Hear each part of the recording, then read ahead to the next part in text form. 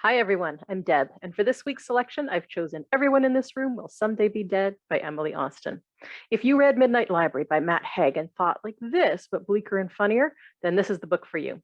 Gilda is a young lesbian atheist struggling with severe anxiety, and she responds to a flyer for free counseling at a local Catholic church, but accidentally ends up answering a want ad instead. Now, installed as the church secretary, she discovers a mystery surrounding the death of Grace, the woman who previously held the job.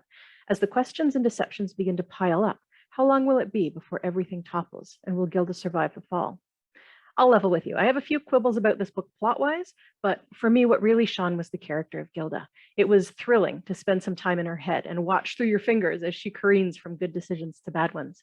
This is a harrowing, funny, mildly redemptive book that's a quick and satisfying read.